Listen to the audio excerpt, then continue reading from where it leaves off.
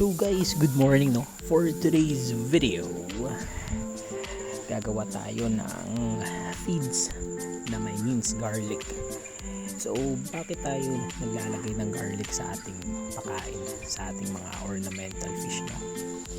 So yung garlic po kasi, it boosts immune system ng ating isda.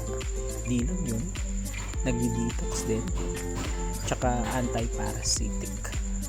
So dahil may alisin po yung ating garlic, so ito po yung beginning factor na din para iwas sa mga parasite no? So prevention is really better than cure. So kaya guys, simulan nyo na magpakain ng garlic din sa ating mga isda. So lagyan nyo lang sa feeds. Ito sinuko yung garlic tsaka poike. After 10 to 15 minutes, ito na yung resulta. So pinakain na natin. Ito yung mga breeder natin na kinocross. Ewan ko if anong variety yung lalabas dito. So sorted lang yan. Tapos ito guys, itong body to, pero nakita blue eyes kasi. So sineparate lang natin. So ito guys, yung mga marble tsaka may PKBM na female. Tapos ito din. Tapos ito din.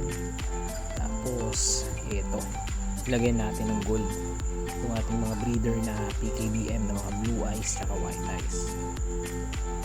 So hopefully makapalabas tayo ng gold or sakura na blue eyes or white eyes.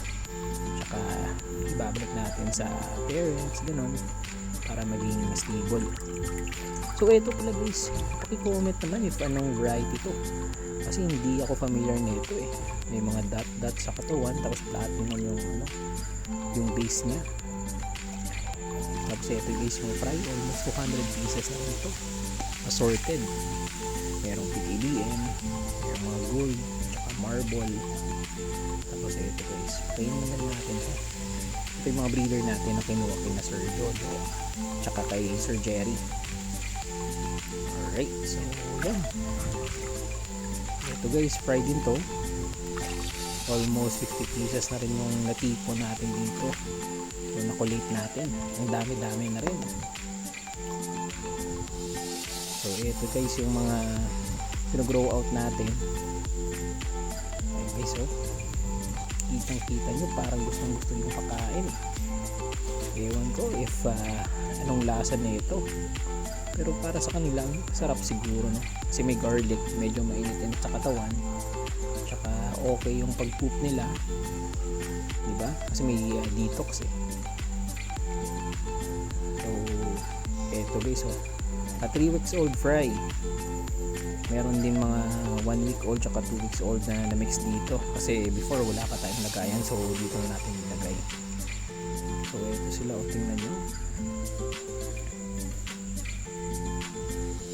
Parang gusto yung dami. Tapos ito yung kinaling natin kanina, yung may elongated. So yan, napakain natin. Alright, so ayos. So after neto guys, binalikan natin yung gold, tsaka oops, pinagyan natin ulit. Parang masarapan eh. Siguro mabango to sa palagay nila. O, tingnan nyo, oh. Yan.